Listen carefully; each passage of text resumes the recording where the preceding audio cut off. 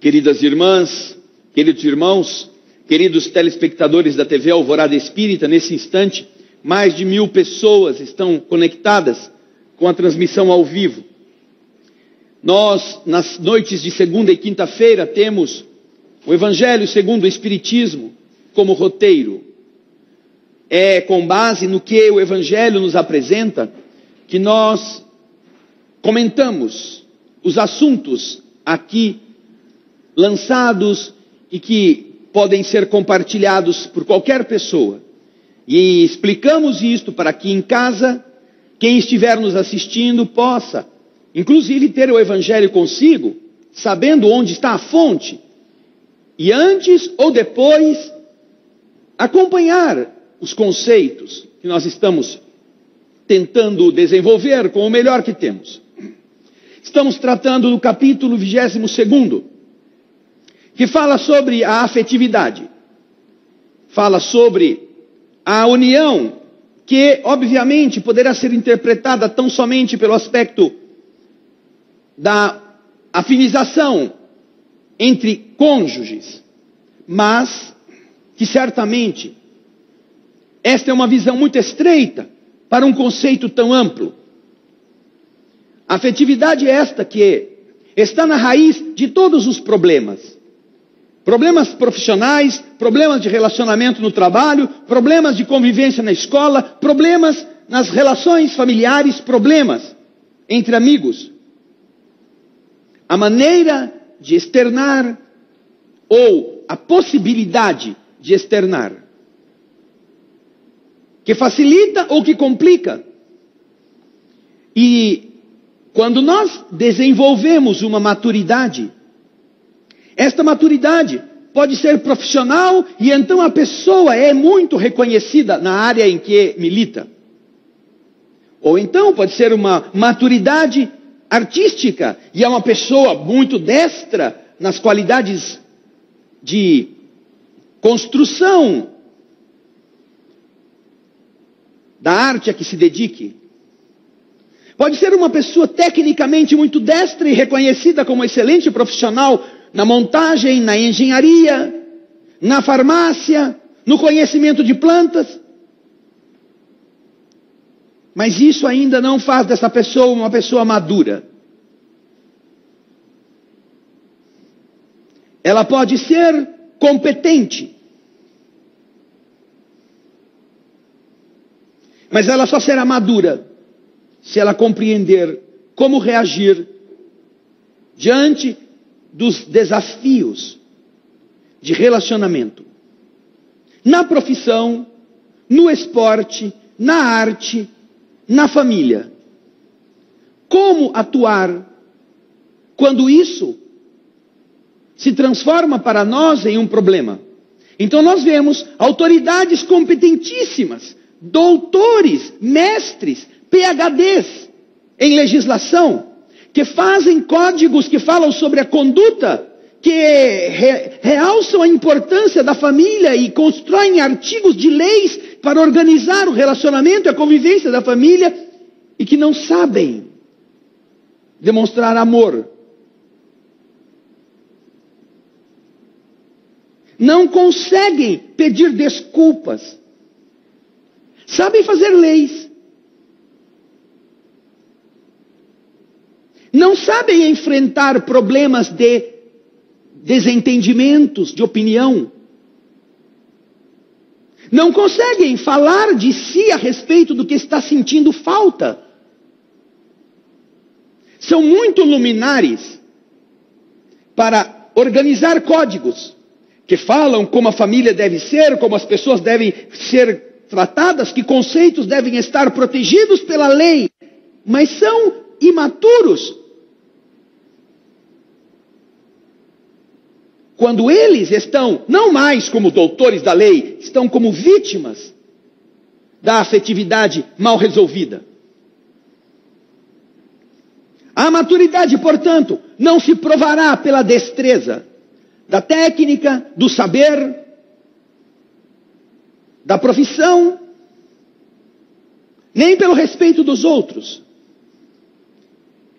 Ela se provará pela maturidade com que cada pessoa enfrenta os desafios, ou foge deles.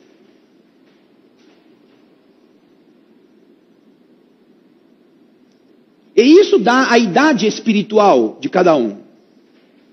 Por isso o capítulo 22º não está tratando somente das uniões. Não separeis o que Deus uniu. Está aprofundando o que une de verdade as pessoas.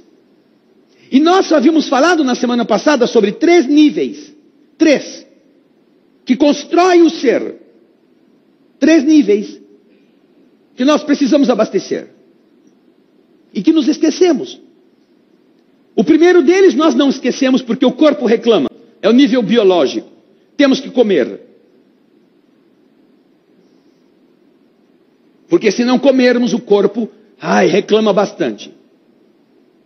E se nós formos estudar o próprio Evangelho, vamos descobrir os outros 2 níveis. Porque nesses outros 2 níveis residem os problemas. Esses que nós estamos citando aqui, exatamente por falta de abastecimento. Então, o corpo nós abastecemos ou com alimento, ou nas necessidades da sexualidade, nas trocas hormonais. Algumas pessoas, inclusive, confundem o amor com o sexo, por causa disto. Não quer mais, não me procura como antes, acho que não me ama mais.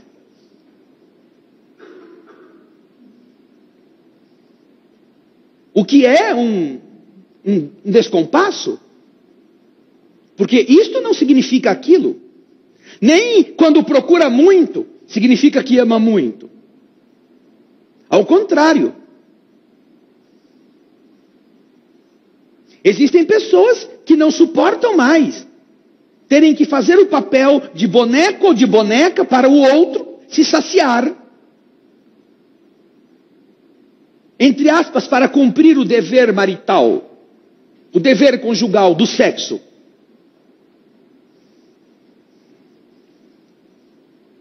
E se a pessoa diz assim, não, é que eu amo muito você. Você vai, me ama menos, por favor, que eu não estou aguentando. Porque é bom quando os 2 querem, mas quando um só deseja tanto, e o outro não está com tanto assim anseio, é uma violência. Então também essa questão biológica precisa ser tratada com maturidade, coisa que falta para a maioria. Falta para a maioria dizer, vamos trabalhar esse tema, conversar sobre sexo entre casais. E deixar que o outro diga o que ele acha e ter a liberdade de dizer o que você acha, para que encontrem um ponto em consenso. Isso significa maturidade, porque sexo qualquer animal faz.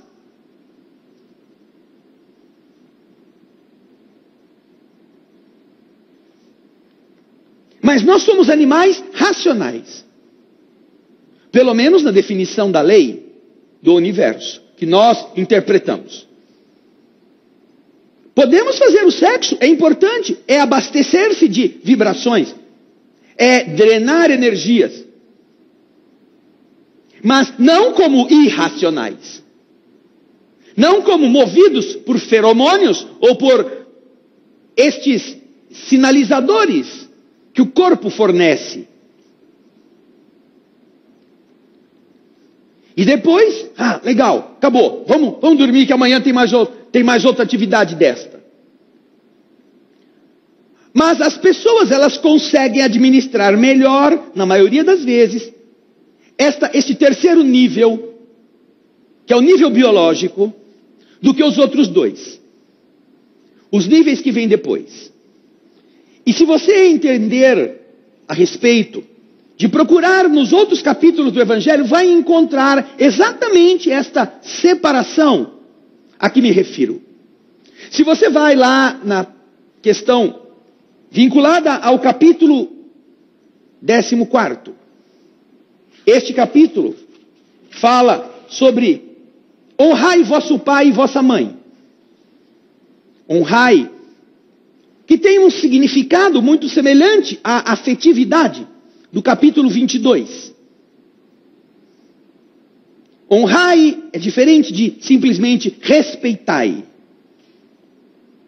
Você vai encontrar nesse capítulo 14, no número 8, a seguinte frase: ao falar sobre parentesco corporal e parentesco espiritual. Você é parente pelo corpo ou é parente pela alma? Porque vocês já ouviram histórias assim: ah, eu me dou melhor com meu amigo do que com meu irmão. Eu tenho mais facilidade. Parece que a gente que é desconhecido se dá muito melhor do que aquelas pessoas que nasceram na mesma casa. Por que isto? Então os Espíritos explicam, nesta parte do Evangelho, no capítulo 14, a respeito do parentesco corporal e do parentesco espiritual. Eles dizem assim: os verdadeiros laços de família não são, portanto, aqueles da consanguinidade. É o primeiro nível. Nível biológico. Corpo gerando corpo. E com isto criando relações. Por causa dessa dependência biológica. Que faz com que a lei proteja, que a lei reconheça direitos e deveres. Os verdadeiros laços de família não são estes, segundo os Espíritos. Ainda que para a nossa sociedade estes sejam os únicos que importem. Para a lei, por isso que existe DNA. É preciso provar que aquele ser decorreu da união física dos outros dois, porque é com base nisto que o nosso direito reconhece a descendência. Originário do direito romano, do direito latino, que valorizava o chamado ius sanguinis, decorrente da transfusão dos caracteres biológicos de pai e mãe para a sua prole. Mas não é isto para os Espíritos que promove as famílias verdadeiras. Mas já é o primeiro nível. O nível da consanguinidade. O nível biológico, o nível do corpo. Dizem os Espíritos, os verdadeiros laços de família são os da simpatia e os da comunhão de pensamentos. Nestes outros dois, nós encontramos os dois níveis da demonstração afetiva do capítulo 22º. Simpatia é o entendimento vibratório. É a adesão a uma situação que é compartilhada com prazer pelas duas partes. Simpatos quer dizer a desinência favorável do sim em relação a emoções, a interesses. Existem pessoas que se dão muito bem na cama, que têm uma relação sexual bastante gostosa, bastante fácil. Mas tirou isto, parecem porcos espinhos. Gostam de outros gostos, não se entendem sobre que filmes vão assistir, para onde vão passear juntos. Um tem sempre que dizer, tá bom, eu não gosto disso, mas eu vou, né, fazer o quê? Ou, se não, dá o contra, para não ser antipatos, contra a emoção do outro, pelo menos se mantém apatos, apatia. Tanto faz. Vamos fazer tal coisa? Ah, tanto faz. Ai, mas que coisa legal, olha o que eu arrumei. Ah, é. Apatia. Isto é falta deste segundo item, que é a chamada simpatos, simpatia. É um nível vibratório que aproxima as almas nas atividades que elas estão compartilhando durante a vida. Então, você tem uma empresa. Você é empenhado, você quer que essa empresa progrida. Você quer que essa empresa descubra mercados. Você quer que essa empresa prospere. Em benefício dos próprios funcionários e seu também. Aí você conversa com os funcionários, eles estão assim, apatos. Vamos lançar um produto novo. Legal. Sabe? Ou vamos ter que nos empenhar para que a gente dê conta do mercado que recebemos uma encomenda muito grande da China. Eu vou ganhar hora extra? Antipatos. Não, você tem direitos, é verdade. Você não deve abrir mão deles.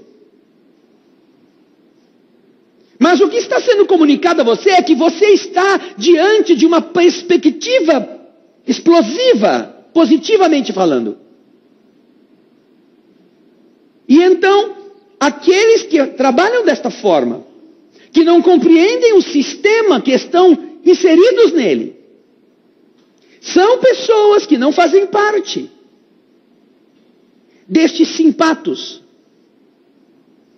Por algum motivo. Por inveja, por preguiça, por falta de capacidade, por medo, ou por indiferença mesmo. Existem pessoas que, o dia que deitarem um pouco mais, o povo já enterra, porque ele já morreu, e ainda não falaram para ele.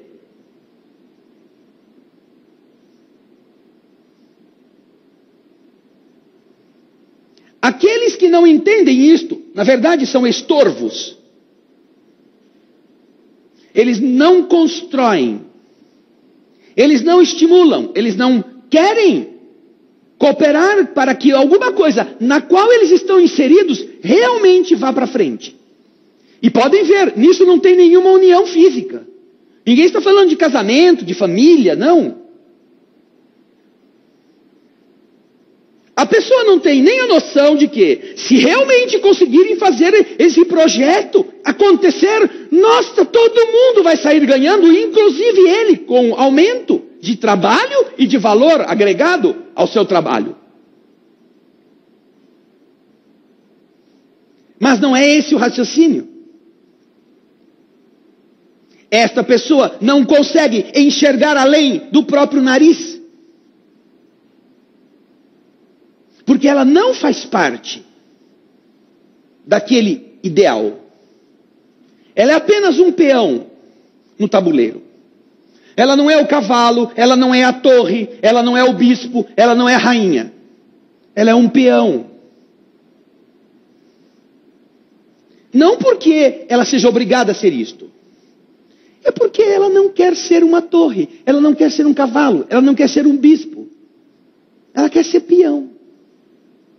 Quanto que eu vou ganhar? Vou ter a hora extra.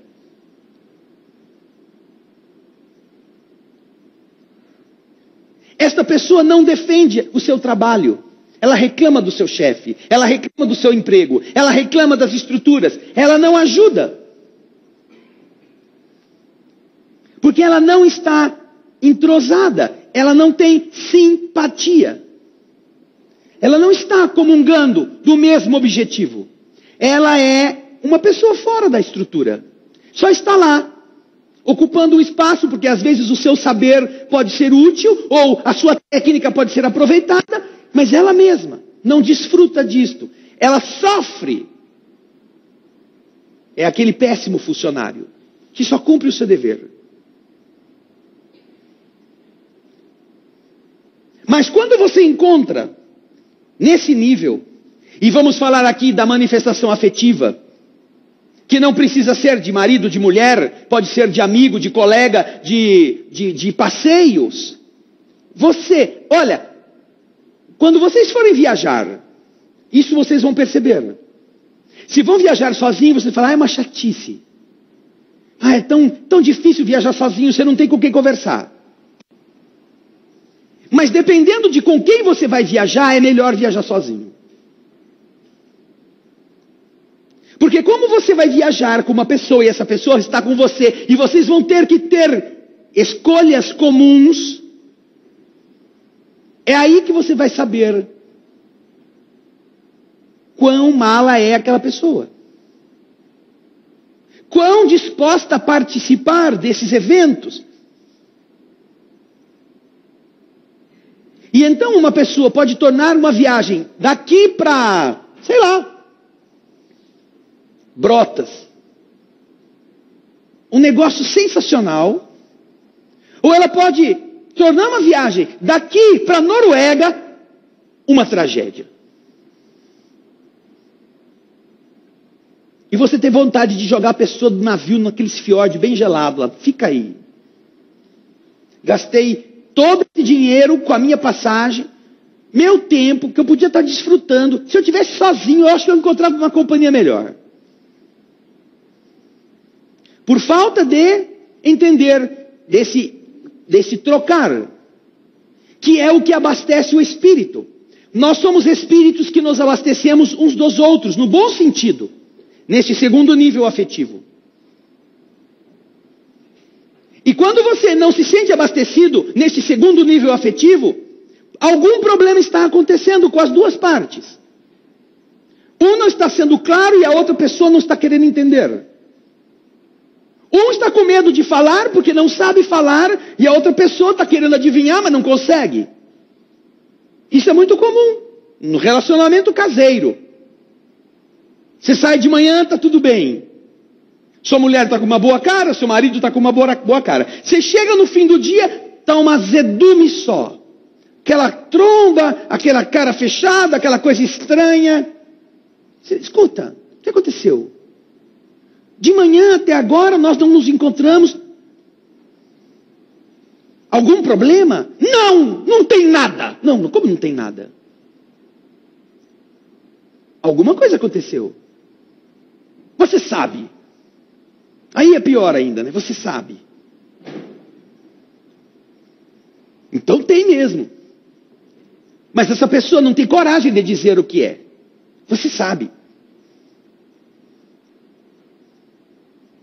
Por falta desta segunda dimensão da demonstração afetiva. Escuta, senta aí, vamos contar. Fala aí o que aconteceu. Não, é que eu fui mexer no guarda-roupa, eu abri uma caixa de sapato e eu descobri os cartões que você recebeu dos seus namorados quando você estava na adolescência. Aí eu li todos eles. É? E por causa disso ficou com essa cara de azedo? Mas você era uma sirigaita. E por que você guarda todas essas coisas? Eu conheço uma pessoa. Eu conheço que quando se uniu com um homem mais velho, por ciúme, fez ele rasgar todas as cartas que ele tinha guardado, inclusive da mãe dele. Todas. Você imagina o que é uma pessoa atazanar um homem para fazer com que ele rasgue as cartas que a mãe dele deixou, a mãe que morreu quando ele era criança.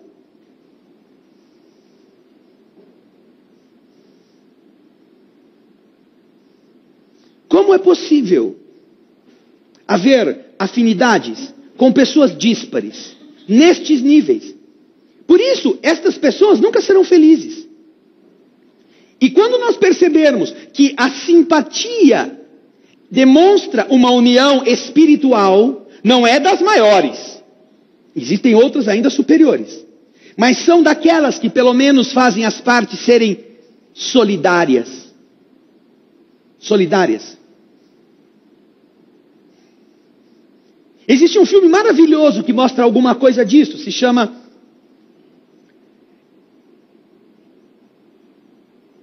Aconteceu no Natal. Esse filme aconteceu no Natal.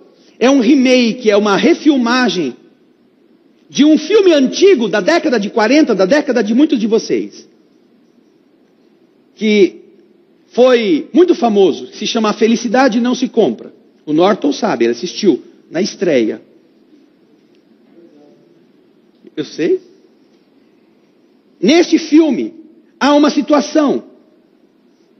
Eles estão lutando para casar, para manter a única casa de crédito naquela pequena cidade,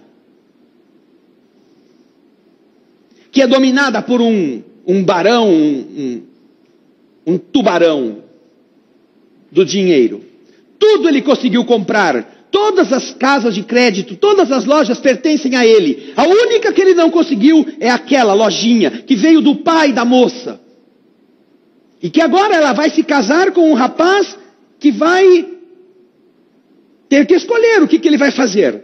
Então eles estão casando. No dia do casamento, eles precisam fazer um depósito no Banco Central dos Estados Unidos para que eles possam funcionar na segunda-feira.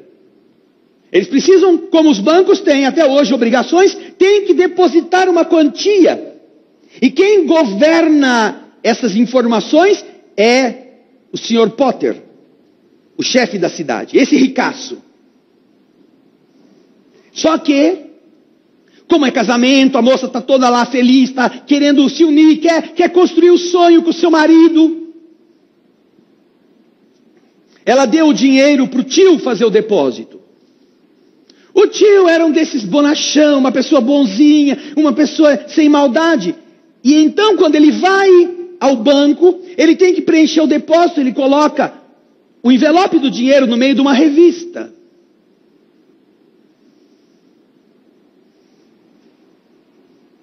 E essa revista, o Sr. Potter está no banco, ele pega a revista, sem saber que tem o dinheiro no meio, e ele anda numa cadeira de roda, e ele vai saindo do banco. Quando ele está lá fora, que ele pega a revista, ele vê que tem um envelope cheio do dinheiro. Quando ele olha para dentro do banco, está aquele homem gordão, coitadinho, desesperado, procurando onde é que ele pôs o envelope que ele tinha ido preencher o depósito. Aí o Sr. Potter enfia o envelope no bolso e vai embora. A dona do banco, que ele tentou comprar, que era a única instituição que não era vendida por nenhum preço, está no casamento, vai sair em lua de mel. Meia hora depois o Sr. Potter liga na casa dela, em plena festa. Escuta, eu estou sabendo que a sua casa de crédito não fez o depósito.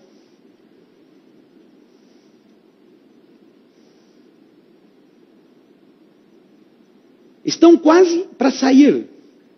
Ela falou assim, eu na volta eu entro em contato com o senhor para ver o que está acontecendo, porque o meu tio foi fazer o depósito.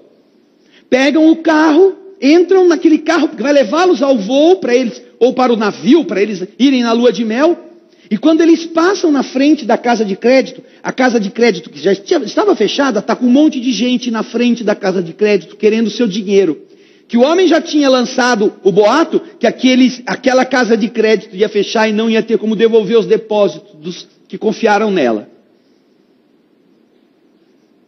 A moça noiva para construir a sua vida, o seu marido que não tem nada a ver com a casa de crédito.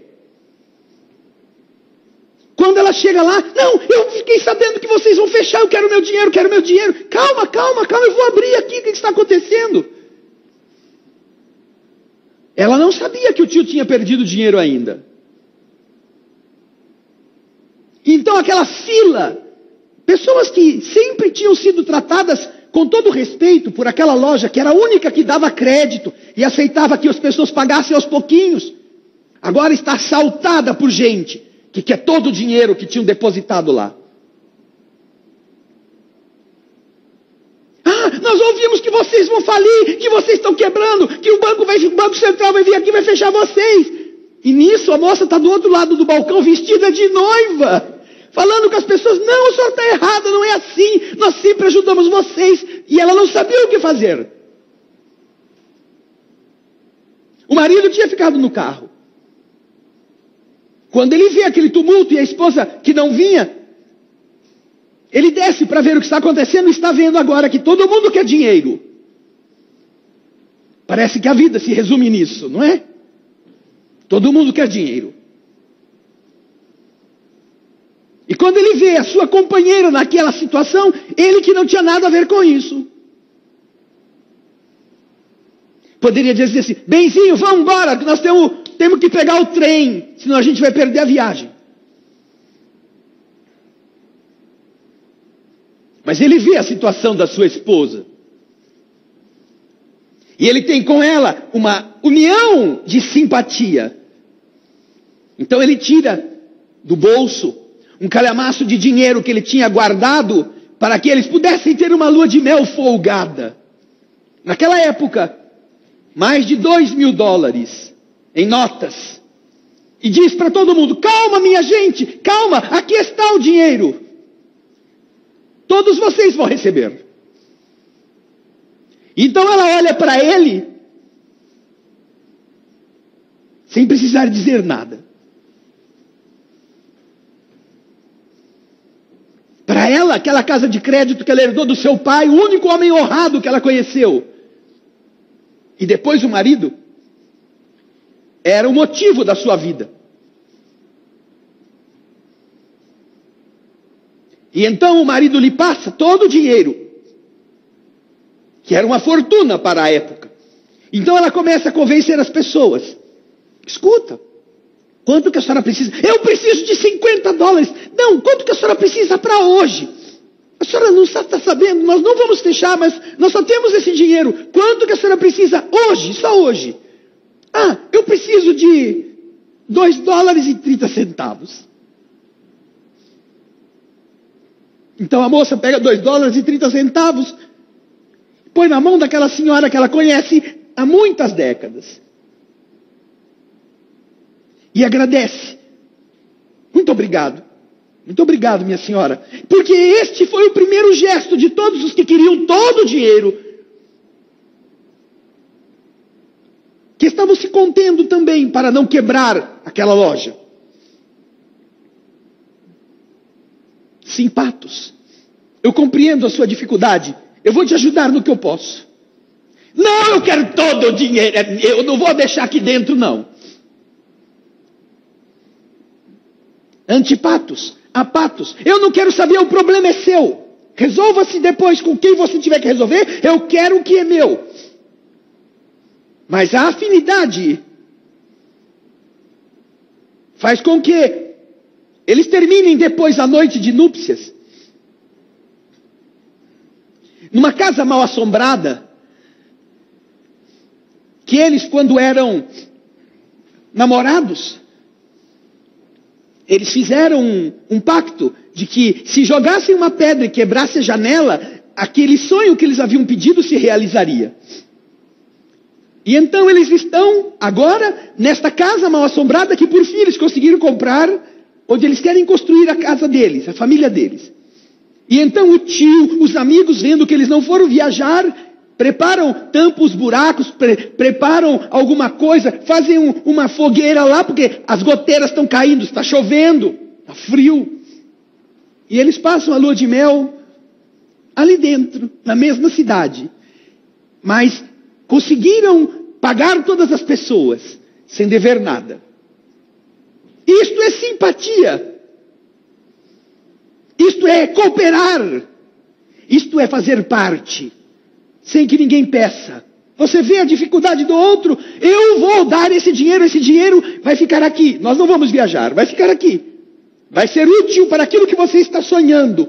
Porque se você não for feliz, eu também não serei. E que adianta eu ter $2.000 no bolso? Estar com você, viajando na nossa lua de mel. E você estar aqui pensando na tragédia que vai acontecer. Este é o segundo nível, que faz duas pessoas serem mais afins do que se fossem parentes. Que faz com que elas se somem, que elas percebam as dificuldades dos outros e cooperem com isto, sem que haja nenhum pedido. Esta cumplicidade positiva representa afinidade neste segundo nível. E isso abastece a alma. Então as uniões que nós construímos com base neste dar-se são duráveis. Não importa. Não importa que não sejam casais. Não importa que sejam pessoas do mesmo sexo. Não importa que não estejam relacionadas afetivamente do ponto de vista marital. Importa que um pode contar com o outro. Sem muita explicação. Que um pode ouvir e saber que o outro está precisando de ajuda. Sem que ele grite. Isto significa simpatia, que é o segundo nível do abastecimento afetivo. Quando você encontra um relacionamento com o qual você possa trocar isto é muito, muito superior à simples troca hormonal do leito conjugal ou das práticas do sexo. E isto torna o sexo muito, muito diferente. Porque ele não será mais um exercício físico. Ele não será mais uma ginástica orgânica. Ele será uma comunhão de carinho. Ele será uma coisa facilmente vivida. E inclusive ele possibilitará que as pessoas que às vezes têm problemas na demonstração afetiva do sexo, vençam estes problemas. Com naturalidade. Porque desenvolveram uma confiança nos simpatos que lhes dá este entregar-se sem medo. E este compreender sem exigências.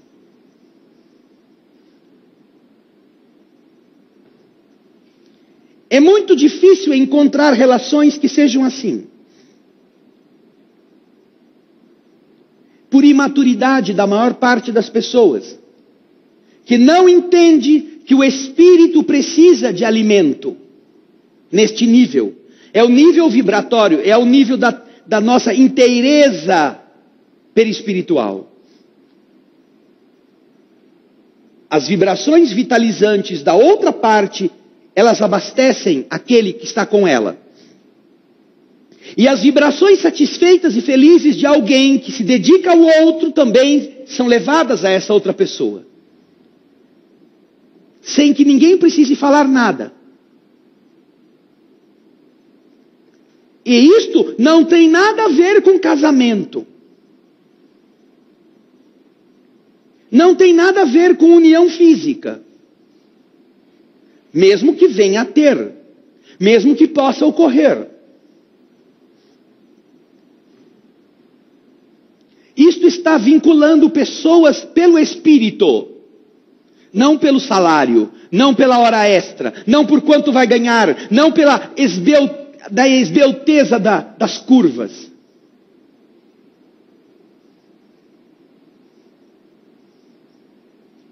Então nós precisamos amadurecer de uma forma que nós compreendamos como construir isto. Isto não é uma coisa que se improvisa. Isso é uma coisa que você sente em relação àqueles com quem você convive. Que você pode ajudar uma pessoa a ela também sentir. Porque às vezes ela está traumatizada. Seja ela homem, mulher, seja ela companheiro ou amigo. Não importa. Está traumatizada com a vida. Com as decepções afetivas. Já foi enganado, já foi traído, já foi ridicularizado por ter sido sincero. Sincera. E é natural que a resposta a isso seja um medo. Um medo de se expor. Um medo de dizer, um medo de mostrar como você é. Então a outra parte muitas vezes pode ajudar essa primeira a ter essa confiança natural. A descobrir esta afinidade. Isso não é uma coisa que primeiro a pessoa vai te dar para depois você responder. Não! Ou você sente ou você não sente. E se você sente, não depende da resposta. E se você não sente, não depende de você investir nisto. Se você está com alguém com quem você não consegue nunca, e você sabe, olhando para a pessoa, que essa pessoa não vai te retribuir nunca o que você está esperando, não se engane. Você será infeliz se persistir. Alguns querem pagar o preço. E nós veremos os diversos tipos de união na próxima semana. E veremos que realmente existem uniões em que um espírito superior está com um outro mesquinho. Por escolha. Só que aí este superior não reclama.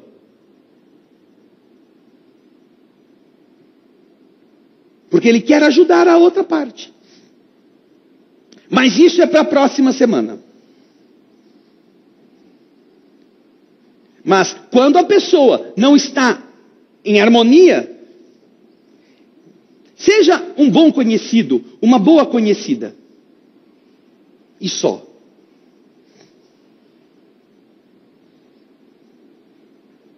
Porque isto não é união de espírito. Isto pode ser união de corpo. Se você ainda não tem nenhum karma com aquela pessoa, e você persistir, você vai passar a ter. Você sofrerá aquilo que a pessoa faz você sofrer, e você vai fazer a pessoa infeliz, por sua culpa. Então, quando você entende qual é a relação que você deseja, como o Evangelho nos expõe, você vai entender que as verdadeiras uniões começam na simpatia, não nos laços consanguíneos.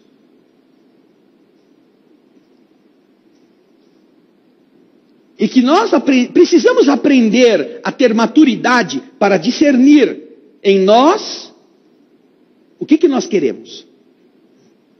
Nós somos muito confundidos pelas imagens, pelas seduções, pela cor do cabelo, pelo estilo da roupa, pelo tipo que a pessoa faz, pelas curvas. Isto nos ilude porque mexe com os nossos metabolismos biológicos. Nós voltamos para o nível primitivo. E nós decidimos com quem vamos passar uma vida, só porque aquela pessoa tem a cintura do tamanho que você sempre quis. Ou porque ela tem busto X, traseiro Y, coxa tal, e ela é perfeita. É essa minha deusa. Vou até tatuar o nome dela aqui. 3 anos depois ela virou um bujão. Tudo despencou. E aí você está com uma mão tatuado aqui. Como é que eu me livro disso agora?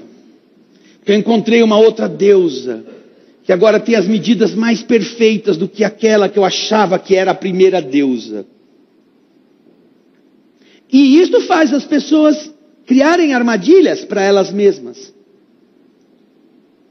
Porque deixam as oportunidades trocadas por interesses. Fala isso o capítulo 14. E fala isso o capítulo 22.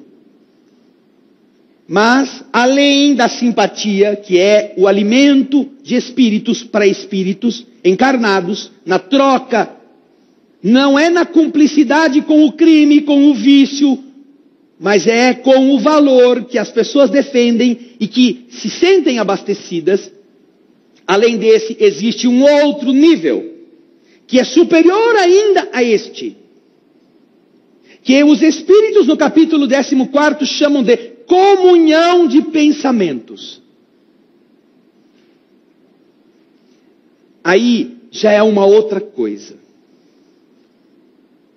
Aí não é só você ter afinidade. Vamos viajar? Vamos.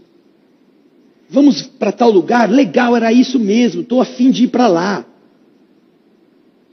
Eu tive um problema no escritório. Tudo bem, a gente suspende a viagem. Você não se importa? Não, eu importo que você consiga vencer o seu problema. Se eu puder te ajudar, eu não vou atrapalhá-lo. Podemos então adiar a viagem para o outro mês? Para quando for, mas resolve o problema. Não é mais só nesse nível. É o da comunhão de pensamentos. Almas afins se abastecem na fonte. Se unem sem precisar de muito pensar nem de muito falar. Se conhecem, se sentem. E quando se unem, não precisam de mais nada. Quando se encontram, nada é mais importante. Nem onde vão dormir, nem onde vão morar, nem o que vão vestir, nem o que vão comer. Mais importante é estarem juntas. Porque sabem que vieram para construir juntas alguma coisa. Vieram para exercer uma ao lado da outra a missão soberana de ajudarem Deus a melhorar o mundo em qualquer área da vida.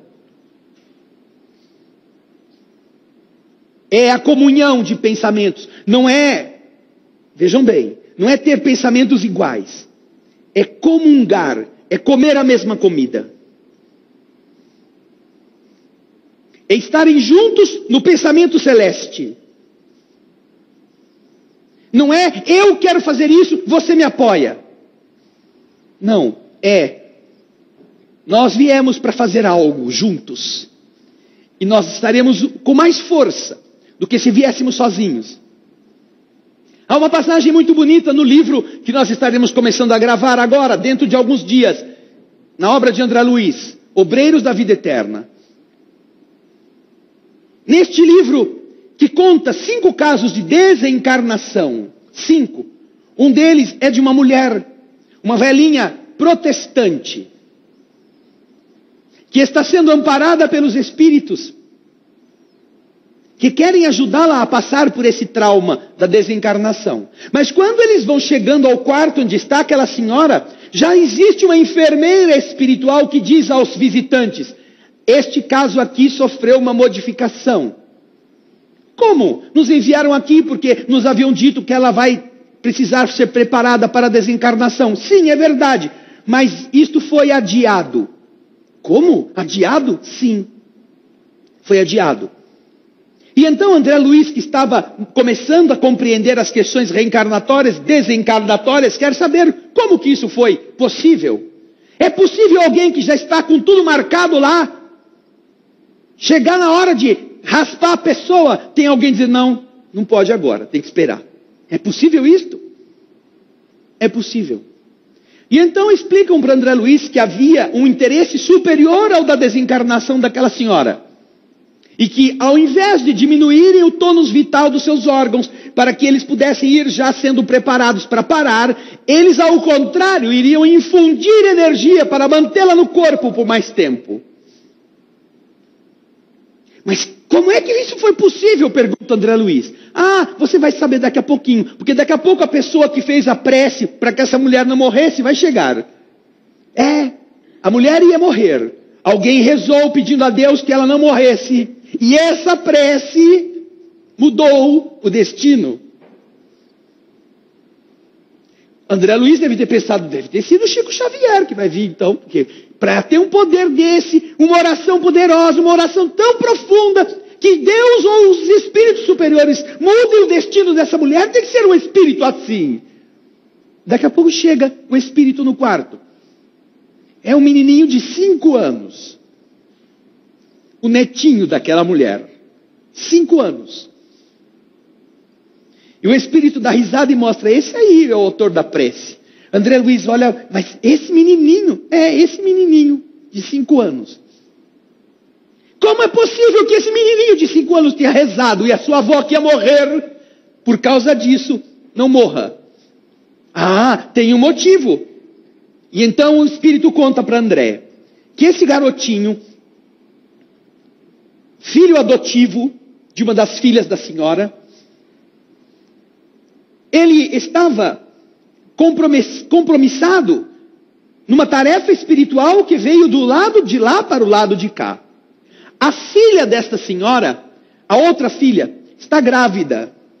Está grávida daquele ser que era a amiga ou a companheira que se comprometeu a nascer junto com o menino para que os dois desenvolvessem no futuro uma tarefa juntos.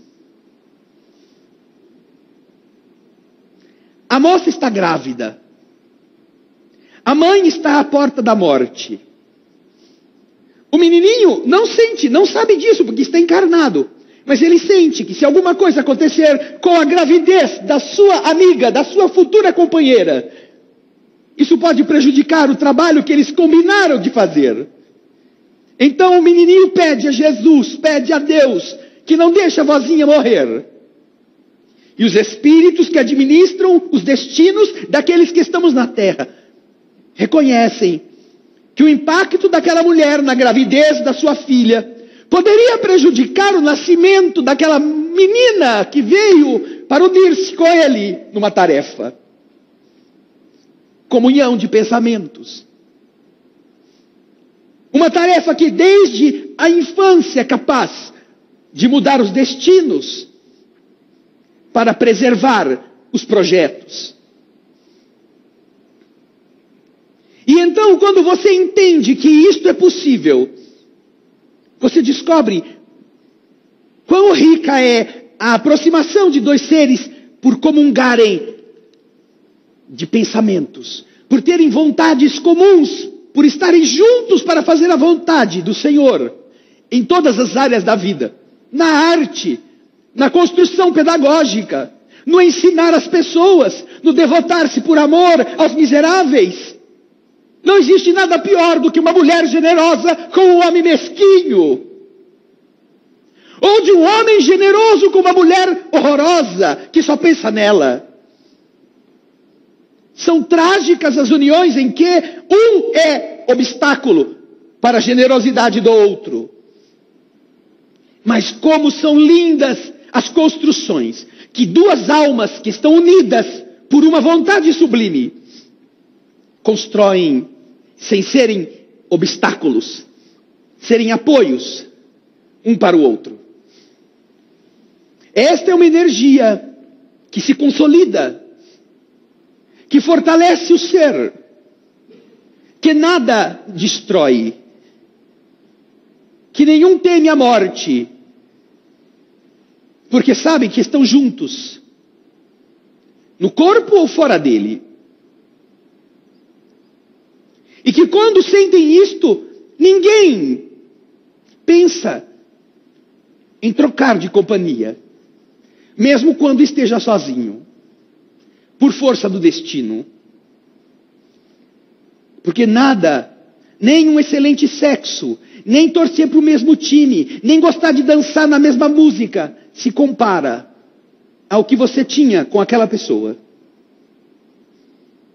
Então é melhor que cada um possa sentir-se como candidato a ir também, quando Deus o chamar, para ter a possibilidade de continuarem trabalhando juntos. Não que seja proibido. Não. Não que não possa acontecer uma segunda união. Não, pode acontecer. Pode. Mas que quando você compara o que você tinha com talvez aquilo que esteja disponível, você pense se vale a pena mesmo. Estas são as diversas possibilidades que vão fazer das uniões na terra uniões fortuitas, casuais, uniões de prova, uniões sacrificiais, uniões felizes e uniões divinas. É desta mudança de abastecimento, desta construção de afetos, nesses níveis, que nós encontraremos esta gama de uniões que estão na terra fazendo muito mais gente infeliz, não por culpa de Deus, mas por culpa da imaturidade afetiva. Que aqui, repetimos, não deve ser aplicada somente no que diz respeito à convivência familiar. Deve ser aplicado numa autoanálise em tudo o que nós vamos fazer. Como nós somos. Como somos capazes de demonstrar nossos sentimentos. E se nós entendermos que nós somos ainda crianças, ótimo. Trabalhemos isso. Peçamos a ajuda da outra parte. Eu não consigo. Eu tenho dificuldade. Me ajude. Mas a dificuldade de pedir é pior do que a dificuldade de não falar, de não demonstrar. Porque é orgulho. E quando nós vamos no livro dos Espíritos, nós percebemos na lei de progresso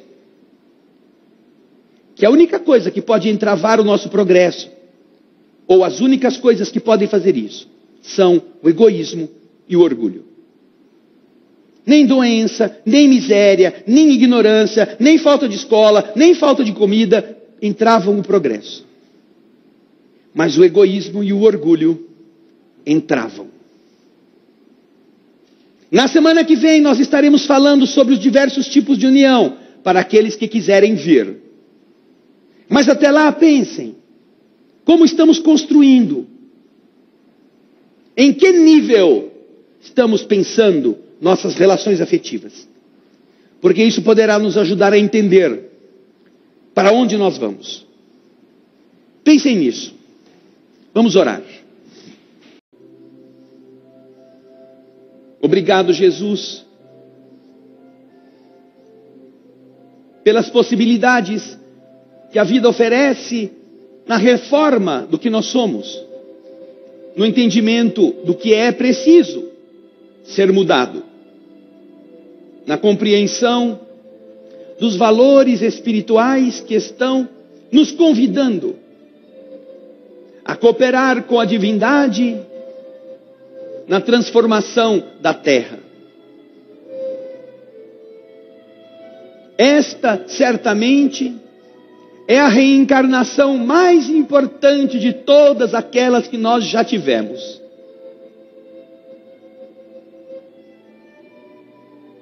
É aquela que nos dá fundamento no conhecimento das leis, para que nós, entendendo esse mecanismo, saibamos corrigir os rumos, melhoremos nossas escolhas, meditemos a respeito dos nossos problemas, saibamos ter coragem de começar a enfrentá-los. Nós te agradecemos, Senhor, por cada desafio que surja, mesmo que ele nos exija suor em dobro, esforço multiplicado. Porque isto nos capacita, isto faz com que nossos limites sejam enfrentados, ao mesmo tempo que nos modela para aquilo que você mesmo disse: bom e fiel servidor, porque foste fiel em pouca coisa, eu vos constituirei sobre muitas outras. Entendendo o significado do que precisamos fazer nesta vida, tão poucas coisas, nós poderemos entrar no gozo do Senhor, demonstrando com a nossa vontade esta capacidade de compreender os seus objetivos, de ativar nossa mente e nossos braços, de colocar nossa inteligência em funcionamento, para usar a lente de aumento sobre nossas fragilidades. E ao detectá-las, não titubearmos em lutar contra elas.